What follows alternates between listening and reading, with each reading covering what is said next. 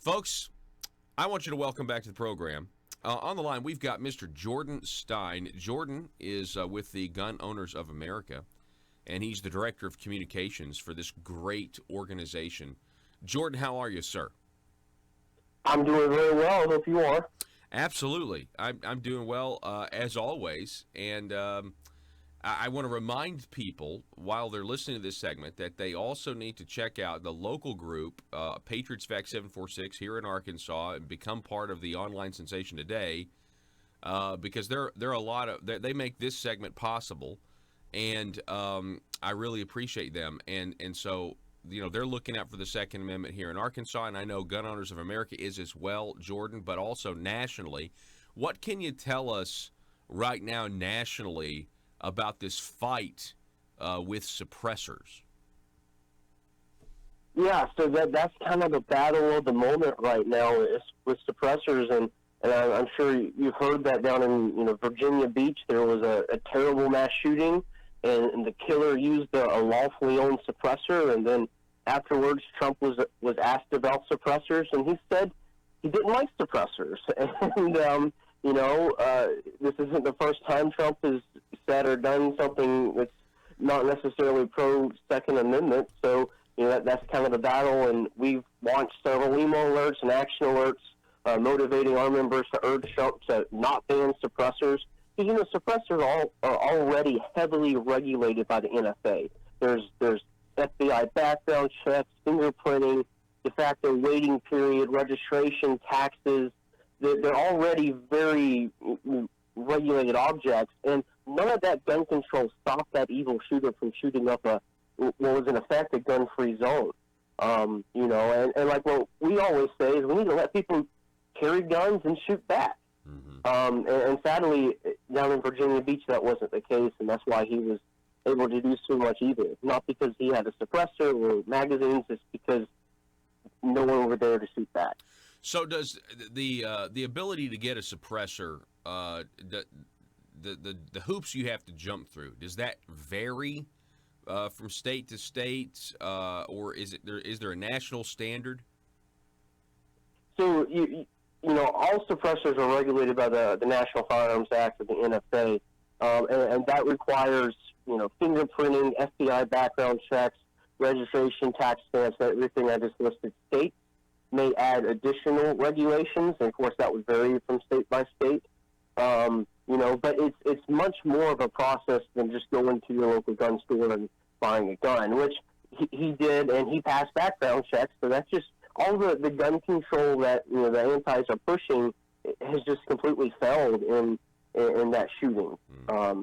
So yeah, it is certainly much more difficult to get a suppressor than a normal firearm. Yeah, logically here, I mean, we know what the argument is. They want to take our guns. I mean, and if you follow their logic, because of what you just listed, Jordan, this is just a slow encroachment where, they're hoping that just to consistently move that line to where they can take the guns. Because, I mean, logically, you're always going to have immoral people that are going to find a way to break the law. And that's what we're dealing with here. And so that's why I want to be armed, and that's why I am armed, because I don't want to, do something unlawful with my weapon, but I want to have it to protect myself or maybe even to help somebody else. God forbid there's one of these tragedies. I completely agree with you there, and a lot of people are calling for a ban on extended magazines or what they call so-called high-capacity magazines. Well, my response to that is I don't want the government telling me how many rounds I need to defend myself, because I don't know if I'm going to be attacked by how many people or their state of mind. I need as many rounds to protect myself as I choose. It should be my decision. If I want to have 30 rounds, I want to have 30 rounds. And, just the whole debate, it really goes back when you let people carry guns, when you expand firearms freedom, we're safer. So, we don't have to trade our liberty for security. We can have both. Yeah, that's exactly right. We're talking with Jordan Stein. He's the Director of Communications for Gun Owners of America. It's a grassroots organization, represents more than 1.5 million gun owners and activists. Jordan, real quick, on the suppressor, situation, again, it's not a silencer, right? But I mean, a lot of times people are going to call them silencer. We're using the term suppressor. But in Hollywood, and listen, I like a good action movie just like the next guy, but these silencers portrayed in Hollywood, they're not realistic, are they? No, not in the least bit. If you're only heard suppressors through TV shows or movies, then you have a very poor representation of what they actually are. Fortunately, with my job, is I actually get to shoot guns with suppressors quite often, and when we do that, I'm still using ear protection because it's still a loud noise. It's not like they completely silence the gun. They typically just bring it just under the hearing safe level. So there you go. And so we have once again with the suppressor issue, we have an education problem. We've got the liberals who already are terrified of guns. For the most part, your average person, just because they probably aren't around them, they don't see them as tools. They see them as I say sentient beings that float around killing people, at will. And so we have that issue, and then we're going to also have a total lack of perception when it comes to a suppressor. They don't really know what they're talking about. They don't know the difference between a clip and a magazine. Exactly, and the ironic thing is that in other countries who have far more gun control than what we do in the U.S. is, suppressor use is actually encouraged. That it's almost like you buy your gun and then you get your suppressor to go along with it in those, very gun-controlled countries. So it's just so ironic that what really amounts to a piece of metal with baffles in it is such a demonized object in the country. How does Gun Owners of America, how are you guys weaving through, or your supporters, or how do you feel, Jordan, about President Trump? Because obviously, he has done some great things for this country. Even in his first year, the Heritage Foundation said he accomplished more than Ronald Reagan, and there's really great things happening. And yet, it seems like kind of everybody's holding their breath and just kind of waiting for President Trump to maybe become more of a liberal on the issue of gun rights, or maybe even other issues. Well, what are your thoughts on that? Certainly, Trump has done great things in other issues, but when it comes to guns, he's certainly been, at least in my view, a disappointment. He campaigned on saying the 8-year assault on the Second Amendment is over. Well, that's not been the case, at least from GOA's perspective, because, as we talked about last time, there was the whole bump stock ordeal where he, essentially wrote them out of law to own, which we're suing him over. He nominated anti-gunners to various positions, like to the ATF director and to the Ninth Circuit. He signed Fix Mix, which was a background extension bill, essentially. So it's kind of been disappointing, and that's not to say he hasn't done some pro-gun things. He has always support for arming teachers and having people shooting back, and he did unsign the UN Arms Treaty. So those are some pro-gun things, but at least in my view, he hasn't lived up to the hype on the campaign trail. So obviously, he's going to be the Republican nominee. So, and I guess there's got to be some.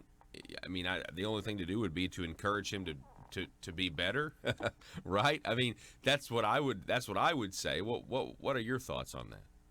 Well, we have to keep his feet to the fire, and I think Trump will need to realize that a good majority of the reason why he won was because of the Second Amendment voter, was because of the single-issue voter who only cares about gun rights, and they voted for him. And right now, and I take these calls to GOA every day, people are upset. Like, I voted for this guy, but now he's betraying us. And I hear this every day from our members, and I think he needs to go back and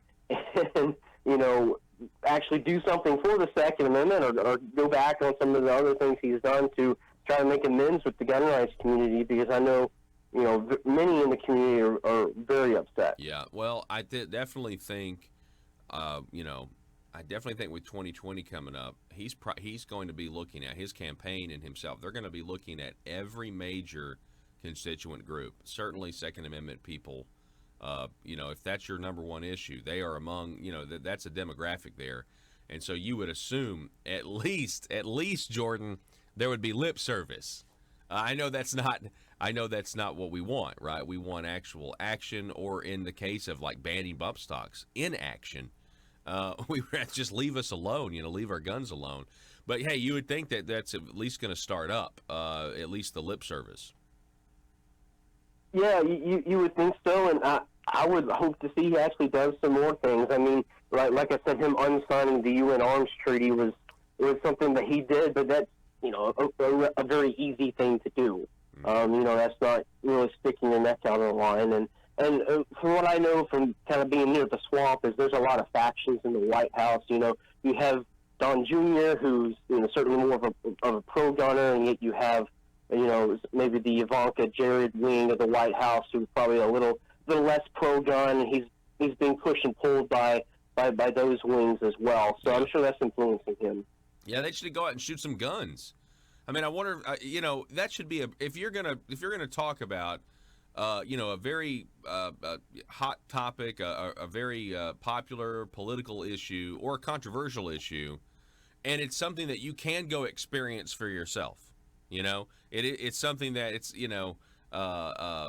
it's not like let's say abortion or something like that, where that's something that only a woman can experience, or what I'm saying. But like, this is something hey, go out and try it, see what you think about it, go shoot some guns, and then you can formulate your own opinion on it. I mean, you would think that would at least be a prerequisite. I mean, I'm assuming they haven't shot guns, but they may have.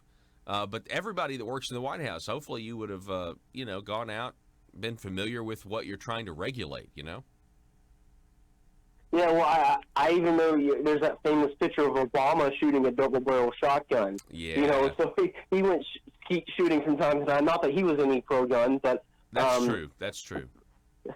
That's a good point. But, I've seen where, Trump says he owns guns, and that I believe he said he had a New York carry permit, which is, like, next to impossible for the average citizen to get. Probably because he got it because he's probably rich and wealthy. But it is certainly discouraging to see, continually battle after battle with Trump just caving in on some issues. Well, at first, real quick, I know we got to go, but I was thinking, hey, we got the bump stock ban. This is going to buy him. This will buy him some goodwill with the people, and really and truly with those maybe in the middle, maybe those on the left, maybe there's some political calculations. And that's not the truth. I mean, if anything, it just buys him less hate. And so if you're going to get the hate regardless, and they're not going to like you anymore by doing it, you might as well just stick to the platform and just do what Trump does best, which is, walk or march to his own drum beat. And, so maybe there'll be a realization, hey, it's not really worth it. I mean, you're going to take all this heat in the press anyway, so why not just leave our Second Amendment rights alone, Well, the Second Amendment isn't a piece on Donald Trump's 3D chessboard, right? I mean, the right to defend yourself isn't something we can just negotiate with. And I remember one of the Patron survivors at a rally said, she mentioned the bump stock ban. That bump stock ban, that's just the first step. We're taking all of them. That's just the start. So if you give them something, they're not going to stop. You can't appease them. That's why you can't throw them a bone like bump stocks or the background check system with NICS. You have to hold firm and say, no, we're not going to give an inch on our gun rights. We want the infringements you already on us repealed, and we're not going to stop it until that happens. Yeah. And that's what we do at GOA. We're not ever going to give an inch. Yeah. And that's what we aspire to do. Jordan, it's a pleasure to have you on, sir. I always appreciate it. I also know that this Saturday, the Patriots of Act 746 are having a luncheon at 2 p.m. at the Western Sizzlin in Fort Smith on Townsend Avenue, and the guest speaker is going to be the Arkansas Lieutenant Governor Tim Griffin. So that'll be interesting. Yeah, I hope everyone can make it out to that. I'm sure that'd be a great time and some good food as well. Absolutely. Hey, Jordan Stein, appreciate it. Director of Communications for Gun Owners of America, the website gunowners.org. It's always great to talk to you, my friend. Yes, sir. Thank you for having me on. Folks, once again, it's the Patriots VEC 746. Go to Facebook.com, search for the Patriots VEC 746. Ask to become a member of this group, trying to educate you about constitutional carry here in the state of Arkansas. Also, remember, they have a luncheon. That's this Saturday, June 29th at 2 p.m. at the Western Sizzlin on Townsend Avenue in Fort Smith. And the guest speaker is the Arkansas Lieutenant Governor Tim Griffin. Back in just a moment.